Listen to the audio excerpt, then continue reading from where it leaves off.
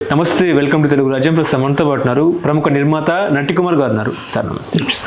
ముఖ్యంగా OG cinema మీదనే భారీ అంచనాలు, రెండు తెలుగు రాష్ట్రాల ప్రజలు మాత్రం భారీ అంచనాల మధ్య ఈ సినిమా రేపు రిలీజ్ అవుతున్న నేపథ్యంలో మీ ఎక్స్పెక్టేషన్ ఏంటి దీని మీద? నాకు ఇప్పుడున్న అందిన సమాచారం ప్రకారం మొత్తం ఎంటైర్ 140 నుంచి 200 కోట్లు ఒక బెనిఫిట్స్లో కలెక్ట్ చేస్తారు. అంటే అంత హైప్ వచ్చింది, వెరీ హైప్. అంటే ఎన్ని థియేటర్లు పెడుతున్నారు, అన్ని థియేటర్లో హెవీ రిటర్న్స్ ఉన్నాయి. హెవీ రిటర్న్ నాకు యాక్చువల్గా ఫస్ట్ టైం నాకు పుష్ప తర్వాత అన్ని టికెట్స్ అడిగింది, అంటే అప్లికేషన్ టికెట్స్ ఉన్నది ఈ సినిమానే. ఎందుకంటే హెవీ అప్లికేషన్స్ ఉన్నాయి, ఇంతకుముందు లేవు. ఎందుకంటే థియేటర్లు వేసేస్తుంటప్పుడు అప్లికేషన్ లేవు, కానీ హెవీ అప్లికేషన్స్ వచ్చాయి. అంటే జనాల్లో హై ఎక్స్పెక్టేషన్ ఉంది. ఓజీ అనేది హై ఎక్స్పెక్టేషన్ ఉంది కనుక పవన్ కళ్యాణ్ గారికి హిట్టు ఫ్లాపులు లేకపోతే పబ్లిసిటీలు అవన్నీ ఉండవు. పవన్ కళ్యాణ్ గారి సినిమా అంటే అది ఒక మ్యానియా. దాంట్లో ఈ 4 days or 5 days మనం చూడాల్సిన అవసరం కలెక్షన్స్ విషయంలో. మనం అక్కడి నుంచి సినిమా బాగుందా బాగోలేదు అనేది ప్రజలు నిర్ణయిస్తారు, మనం ఏం చేయలేము. నెంబర్ 1. నెంబర్ 2, సినిమా అనేది ప్రజలు అభిమానులు పవన్ కళ్యాణ్ గారికి ప్రేమ అంటే తల్లిదండ్రుల కంటే ఆ హీరో అంటే అంత పిచ్చి ప్రేమ. ఆ ప్రేమకి హద్దులు ఉండవు, ఆ ప్రేమకి డబ్బులు ఉండవు, ఆ ప్రేమకి లెక్కలు ఉండవు. అందుకే ఆ అభిమానం, స్వచ్ఛమైన అభిమానాన్ని నేను ఈ నిర్మాతలకు కానీ, ఛాంబర్ వారికి కానీ, హోమ్ సెక్రటరీ డిపార్ట్మెంట్లకు కానీ నేనేమంటున్నానంటే, అభిమానులకు అందుబాటులో రేట్ ఇవ్వండి, అభిమానులకి అందుబాటులో రేట్ ఇవ్వండి. సామాన్యులు చూసే విధంగా, మిడిల్ క్లాస్ చూసే విధంగా, హై క్లాస్ చూసే విధంగా సినిమాకి రేట్లు పెట్టండి. 1000 రూపాయలు అనేది హెవీ బర్డన్ అయిపోతుంది. ఎందుకంటే అభిమాని అనేవాడు రేపు బెనిఫిట్స్ ఓన్లీ అభిమానులే చూస్తారు, తర్వాత కూడా రిపీట్ ఆడియన్స్ చూస్తారు. అభిమానులు ఇప్పుడు రేపు సినిమా చూడరు. ఏదంటే ఆ సంతోషానికి ఐఏసి ఈఏసి వాళ్ళ హంగామా చేసుకునేప్పుడు నిజంగా మళ్ళీ సినిమా ఇంకో 2వ సారి చూస్తారు, 3వ సారి చూస్తారు. అభిమాని ఏ సినిమా అయినా 6 సార్లు చూస్తాడు, 6 times మీకు చూసేది, 5 times 3 times. అభిమానం ఒక్కసారి చూసి ఆగడు. మరి అలాంటప్పుడు ఆయనకి 300 రూపాయల టికెట్ మామూలు రెగ్యులర్ షో పెట్టాం, 1000 రూపాయలు పెట్టాం. 1000 రూపాయలు ఇస్ కన్ఫర్మ్ అభిమాని వెళ్తాడు, వెళ్ళాల్సిందే. అభిమాని అనేవాళ్ళు కంపల్సరీ వెళ్ళాల్సిందే. వెళ్తే 1000 రూపాయలకి వెళ్తే మళ్ళీ 300 రూపాయల టికెట్కి వెళ్తే మళ్ళీ 300, అంటే ఎంత బర్డన్ అవుతుంది, ఆయన శాలరీ ఎంత, ఇవన్నీ మనం చూసి చేయాలి. దాన్ని చూడాల్సిన బాధ్యత ఎవరిది? చాలామందికి అనుకుంటున్నారు హీరో గారికి వస్తే డబ్బులు, హీరో గారికి రావు, హీరో గారికి సంబంధం లేదు. ఆయన సినిమాలో యాక్ట్ చేశాడు. నిర్మాత డివివి దానయ్య గారు, డివివి ఎంటర్టైన్మెంట్. పవన్ కళ్యాణ్ గారు అనేవా ఆయన సినిమా చేశారు అంతే. ఆయన డిప్యూటీ సీఎం అయినంత మాత్రాన ఆయన రికమెండ్ చేసినంత అవసరం లేదు. రికమెండెడ్ బై ఆయన రేట్ వేసింది ఛాంబర్కి ఇవ్వాలి, ఛాంబరు హోమ్ సెక్రటరీకి ఇవ్వాలి. రికమెండెడ్ బై హోమ్ సెక్రటరీ మొత్తం వెరిఫై చేసుకొని noted is filed and GO pass చేయాలి. ఇది నడుస్తుంది అంతే తప్ప హోమ్ డిపార్ట్మెంట్ మొత్తం టోటల్గా డిప్యూటీ సీఎం గారికో ఇది ఎవరికి వెళ్ళదు. అక్కడ దాంట్లో పూర్వపరాలు చూసి గతంలో ఎంత ఉంది, అక్కడ ఇన్కమ్ ఎంత ఉంది, ఏ క్లాస్ ఇన్కమ్ ఎంత ఉంది, బి క్లాస్ ఎంత ఇన్కమ్ ఉంటుంది, సి క్లాస్ ఎంత ఇన్కమ్ ఉంటుంది, గతంలో జగన్మోహన్ రెడ్డి గారు ఇచ్చిన జీవో ఎంత, ఆ జీవోలో మనకి ఎలా ఉంది, అదే జీవోని కంటిన్యూ చేస్తున్నాం. జీవో క్యాన్సిల్ చేయలే, అదే జీవోని కంటిన్యూ చేస్తున్నాం. కాబట్టి ఆ జీవోలో ఏమేమి ఉన్నాయి, ఈ బడ్జెట్ ఎంత, ఈ బడ్జెట్కి ఎంత పెంచవచ్చు, ఏ క్లాస్ ఎంత పెంచవచ్చు, బి క్లాస్ ఎంత పెంచవచ్చు, ఇవన్నీ చూసుకోవాలి. అవన్నీ చూడకుండా రేట్ ఇవ్వడం తప్పు అని అంటాను నేను. అంతకంటే నేనేమి ఇప్పుడు ఇదంతా చాలామంది మన పవన్ కళ్యాణ్ గారికి వెళ్తే డబ్బులు అని కూడా తప్పు.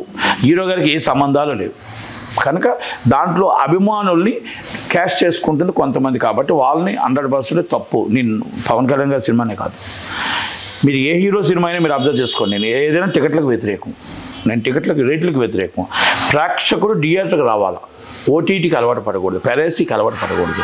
ప్రేక్షకుడు థియేటర్లో చూస్తే దాంట్లో కొన్ని 100 మంది కార్మికులు బతుకుతారు. ప్రేక్షకుడు థియేటర్ నిలబడితే థియేటర్ దేవాలని థియేటర్ నిలబడుతుంది.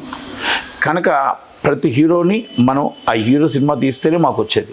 అంటే ఒక ఎగ్జిబిటర్గా నేను చెప్తాను, దయచేసి అది ఆలోచించండి అంతే తప్ప రేట్ ఎక్కువ నేను అంటున్నాను. ఈ సినిమా అంటారా 100% పవన్ కళ్యాణ్ గారి సినిమాలో ఫ్లాప్లు హిట్లు ఉన్నాను ఇందాక కూడా చెప్పాను, ఇప్పుడు కూడా చెప్తున్నా.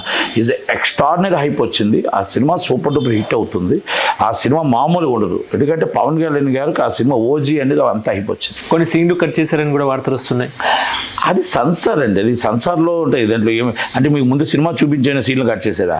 ఇంకా సినిమానే చూపించరు. ఏం సీన్లు కట్ చేశారు, ఏం సీన్లు కట్ చేశారు మీకేం తెలుసు, నాకేం తెలుసు. చిన్నపిల్లలు చూడొద్దు లాంటి సినిమాలు. ఎక్కువ వైలెన్స్ ఉన్నప్పుడు ఏ సర్టిఫికేట్ ఇస్తారు, అంతే. ఏ సర్టిఫికేట్ ఇచ్చారు, దాంట్లో తప్పే ఉంది. ఏ సర్టిఫికేట్ ఇచ్చారు అంతే తప్ప వైలెన్స్ ఏం కాదు కదా దాంట్లో. నేను చిన్నపిల్లలు చూడకూడదు అంటే అది చిన్నపిల్లలు ఇప్పుడు రేపు అభిమానులు అందరూ ఉంటారు. చిన్నపిల్లలు అంటే ఏముంటుంది చెప్పండి, 18 years బిలో చూడకూడదు. అంటే చూడకూడదు అంటే అదేం కాదు, వైలెన్స్ ఎక్కువ ఉంటప్పుడు చూడకూడదు. అది ఏ సర్టిఫికేట్ ఇవ్వలేదు. యూ క్లియర్ 3 సర్టిఫికేట్లు ఉంటాయి. దాని వైలెన్స్ బట్టి ఇచ్చారు. ఇప్పుడు ఎల్బీ అక్కడ కూడా రాజకీయమే జరిగింది అనుకుంటున్నాను నేను. అక్కడ కూడా రాజకీయమే జరిగింది ఏదో నాకు 100%. నేను ఎందుకంటే ఇప్పుడు పుష్ప సినిమా చూసుకుంటే ఇంకా బిఫోర్ సినిమాలు చూసుకుంటే కొన్ని యూత్ సర్టిఫికెట్లు ఇచ్చారు, యూఏ సర్టిఫికెట్లు ఇచ్చారు. మరి ఈ సినిమాకి ఏ సర్టిఫికేట్ ఇవ్వాల్సినంత ఆంతర్యం ఏంటో నాకు కూడా తెలియదు. ఎందుకంటే ఆ సినిమాలు చూస్తే అవి వైలేషన్ ఎక్కువ ఉన్నాయి కదా, ఆ వైలేషన్ కంటే ఈ వైలేషన్ ఎక్కువ ఉందా? ఎందుకంటే ఆఫ్టర్ రిలీజ్ నేను మాట్లాడతా ఈ విషయం కోసం. ఎందుకంటే ఇక్కడ కూడా ఏదో జరిగిందని అనుకుంటాను. ఎందుకంటే ఏ సర్టిఫికేట్ ఇచ్చే సినిమా కాదు ఇది, యూఏ సర్టిఫికేట్ ఇవ్వచ్చు. కానీ మరి ఎందుకు ఇచ్చారు ఆ గతంలో మనం పోల్చుకుంటే, మరి అది యూఏ సర్టిఫికేట్ ఇవ్వాలి, మరి ఎందుకు ఆ సర్టిఫికేట్ ఇచ్చారనేది నాకు కూడా మన సినిమా చూస్తేనే కానీ తెలుసు, చూడకూడదు మనం ఏం చెప్పలేం. ఇప్పుడు ప్రీ రిలీజ్ ఈవెంట్లో మొన్న పవన్ కళ్యాణ్ గారు కత్తి చూపించారు అన్నట్టు కూడా మాట్లాడుతున్నారు. ఇప్పుడు వైసీపీ నాయకులేమో రపరప అంటే మా మీద కేసులు పెట్టారు, మరి మీ నాయకుడు కత్తి చూపించారు కదా, మీ నాయకుడి మీద కేసులు పెట్టారు అన్నట్టు మాట్లాడుతున్నారు. అది సినిమా. ఒక సినిమా ఈవెంట్లో సినిమాలో ఏందో సినిమా డ్రెస్తో ఆ కత్తితో ఆయన అలా వస్తాడు అనేది ఇస్ ద షూట్, అంటే మూవీ షూట్. ఏది ఈవెంట్, ఇది రఫా కాదు, మూవీ ఈవెంట్ తీసుకొచ్చాడు ఆయన. కత్తి తీసుకొని యాక్టింగ్ ఆ సినిమాలో ఏది ఉందో ఇది నా క్యారెక్టర్ అని చెప్పి ఆ డ్రెస్తో దీంట్లోకి వచ్చాడు అంతే తప్ప డిప్యూటీ సీఎం హోదాలో ఆయన రాలేదే. నెంబర్ 1. నెంబర్ 2, రఫా అనేది మీరు మొత్తం టోటల్గా పెట్టి రోడ్డును బ్లాక్ చేశారే, ఆయన రోడ్డును బ్లాక్ చేయలే. విత్ పర్మిషన్ ఎల్బీ స్టేడియంలో వర్షం తడుస్తుండగా లక్షల మంది అభిమానులు తడుస్తూ చూశారు. మీరు ఎవరైనా మీటింగ్ పెడితే వస్తారా అభిమానులు? మీరు ఎవరైనా వర్షంలో మీ అభిమానులు నిలబడతారా? నాకు చెప్పండి. అది పవన్ కళ్యాణ్ గారు కాబట్టి అది అంతసేపు వర్షంలో తడిచినా ఆయన కూడా వర్షంలో వాళ్ళ కోసం తడుచుకుంటూ ముందుకు వచ్చి చూశారు. చూడగలరా? ఉండగలరా? వర్షం పడితే 5 నిమిషాలు మీరే ఉండరు, వాళ్ళు ఎందుకు ఉంటారు అభిమానులు? అంటే ఇది పవన్ కళ్యాణ్ గారు మాన్యా, పవన్ కళ్యాణ్ గారి మీద అభిమానం. అది రోజంతా వర్షం పడిన అక్కడే ఉంటారు, ఆయన ఉంటే ఆయన దగ్గరే ఉంటారు. ఇది పవన్ కళ్యాణ్ గారి క్యాపబిలిటీ. అక్కడ మీరు ఏది దొరుకుతుంది రప్పా అది కాదు. ఆయన ఒక కత్తి సినిమాలో ఉన్న క్యారెక్టర్ని తీసుకొని వచ్చాడు. ఆయన సెటప్ అంతా మేకప్ విత్ మేకప్తో విత్ సెటప్తో విత్ కత్తి పట్టుకొని వచ్చాడు తప్ప ఆయన డిప్యూటీ సీఎంగా వైట్ అండ్ వైట్ వేసుకొని రాలేదు. నోటెడ్, ఆయన నోట్ చేసుకోవాలి ఇదంతా కదా. మీరు అన్నీ మాట్లాడే బదులు జగన్మోహన్ రెడ్డి గారి ప్రతిపక్షంలో మీరు అసెంబ్లీకి వచ్చి మీరు చక్కగా హ్యాపీగా ప్రజల కోసం మాట్లాడి 40% మీకు ఓట్లు వేసిన ప్రజల కోసం మాట్లాడి ప్రజల పక్షాన మాట్లాడి ప్రజల కోసం మంచి పనులు చేస్తే బాగుంటుంది కదా జగన్మోహన్ రెడ్డి గారు. ప్లీజ్, మిమ్మల్ని ప్రజల కోసం ప్రతిపక్షంలో కూర్చోబెట్టారు. మీరు ప్రతిపక్షంలో మీరు డైరెక్షన్ ఇవ్వండి అధికార పక్షానికి. అధికార పక్షం ఇప్పుడు కష్టాల్లో ఉన్నారు ప్రజలు. ఆ కష్టాలను మీరు ఎలా చెప్పాలో మీరు చెప్పండి, మీరు చెప్పే విధంగా మీరు చెప్పండి. 100% అధికార పక్షం ప్రతిపక్షం మాట వినాల్సిందే కదా. మరి అవన్నీ మీరు చూడాలి. కానీ ఇప్పుడు ఉదయం లెగిస్తే మీరు పవన్ కళ్యాణ్ గారి కోసం చూసుకుంటే ఏమవుతుందంటే రేపు కాబోయే సీఎం కన్ఫర్మ్డ్. మీరు ప్రతిపక్షం కూడా ఉంటుందో ఉండదో తెలియదు. అది ఇప్పుడు నేను ఇంకొకటి నేను మామూలుగా ఇలా మాట్లాడినా మళ్ళీ బాధ, అలా మాట్లాడినా బాధ అయిపోయింది. ఇప్పుడు నేను జగన్మోహన్ రెడ్డి గారి జీవో కరెక్ట్ అంటే మనం వీళ్ళంతా కొంత అంటే ఒకటి అభిమానులు కాదు, కొంతమంది ట్రోల్ చేస్తూ ఉన్న వాళ్ళంతా కూడా ఫేక్ ఐడియాస్తో కొంతమంది ట్రోల్ చేస్తున్నారు. ఓకే, చేసుకోవచ్చు. నేను జగన్మోహన్ రెడ్డి గారి జీవో ఈజ్ కరెక్ట్. రేట్ల తగ్గింపు విషయంలో ఆ రేట్లు ఆ రోజు ఇచ్చిన జీవో కరెక్ట్ అని చెప్పాను నేను. భీమా నాయక్ ఇవ్వలేదు కదా, భీమా నాయక్ రేట్లు లేవు. ఓకే, భీమా నాయక్ రేట్లు లేవు. అసలు రేట్లు లేకుండా నేను కోట్లు కరెక్ట్ చేసింది. 100 రూపాయల టికెట్ మీద 2 కోట్లు కరెక్ట్ చేసింది, 100 రూపీస్ టికెట్ మీద. అందుకే నేను ఏమంటున్నానంటే మనం ఆయన ప్రతిపక్షంలో జగన్మోహన్ రెడ్డి గారు కూర్చోవడమే తప్ప రేపు కాబోయే సీఎం పవన్ కళ్యాణ్ గారు. కూటమి నుంచి ఎనీ టైం ఎప్పుడైనా అవ్వచ్చు, అవ్వాలని నేను ఆశిస్తాను. నా వ్యక్తిగత అభిప్రాయం అది. ఇప్పుడు ఓజీ అంటున్నారు కదా, ఓజీ ఫుల్ ఫామ్ ఏంటి అన్నట్టు మాట్లాడుతున్నారు వైసీపీ నాయకులు. వాళ్ళేమో సోషల్ మీడియాలో ఓజీ అంటే ఆన్ గోయింగ్ జిమ్మిక్స్ అన్నట్టు మాట్లాడుతున్నారు. సూపర్ 6 ఒక జిమ్మిక్, అదేవిధంగా ఫ్రీ బస్ ఒక జిమ్మిక్ అన్నట్టు కూడా మాట్లాడుతున్నారు. ఇంకోటి ఏంటంటే ఓజీ అంటే అసలు ఫుల్ ఫామ్ ఒంటరిగా గెలవలేను అన్నట్టు కూడా ఫుల్ ఫామ్ అన్నట్టు మాట్లాడుతున్నారు. ఒక మాట, పొలిటికల్ అంటేనే సెటైర్లు. అంటే పొలిటికల్ అంటే అధికార పక్షం ప్రతిపక్షం సెటైర్లు వేసుకుంటారు. అది కామన్, మనం దానికోసం డిస్కస్ చేయకూడదు. ఎందుకంటే నేను పొలిటికల్ లీడర్ కాను కాబట్టి పొలిటికల్కి మనం సమాధానం చెప్పాల్సిన అవసరం లేదు. పొలిటికల్కి ఆయన పొలిటికల్ లీడర్స్ ఆ సమాధానం చెప్తారు. ఇప్పుడు సినిమా వాడిగా, ఒక సినిమా హీరోగా ఆయన ఓజీ అనే సినిమా తీశాడు. ఆయన జాబ్ సినిమా పూర్తి చేశాడు. దాని గారి సినిమా నష్టమైన లాభమైన ఆయన భరించాలా. ఆయన ఒక రేటు పెట్టాడు. ఆ రేటుకి ఛాంబర్ వాళ్ళు ఆమోదించారు. ఆ తర్వాత హోమ్ సెక్రటరీ ఆమోదించాడు. ఇది హోమ్ సెక్రటరీ ఆమోదించడం కరెక్ట్ కాదు అని నేను అంటాను. ఎందుకంటే A class, B class, C class మీరు ఒకటే రేటు పెట్టడం కరెక్ట్ కాదు అంటాను. ఎందుకంటే హైదరాబాద్ మెట్రోపాలిటన్ ఒక రేటు పెట్టి, వరంగల్ ఒక రేటు పెట్టి, మీరు మహబూబాబాద్ కూడా ఒక రేటు పెడితే ఎలా? అక్కడున్న జీతం ఎంత, అక్కడున్న శాలరీ ఎంత, అక్కడ అభిమానులు ఉంటారు, ఇక్కడ అభిమానులు ఉంటారు, అక్కడ అభిమానులు ఉంటారు. కానీ వాళ్ళ క్యాపబిలిటీ ఎంత కట్టగలరు, ఎంత చేయగలరు. ఆక్యుపెన్సీ ఇంతకుముందు మూవీస్కి ఆక్యుపెన్సీ సి ఎంత, పి ఎంత, ఏ ఎంత, ఏ 100% ఆక్యుపేషన్ ఉంటుంది. ఇవన్నీ కూడా మనం పెద్ద మనసుతో చూడాలి.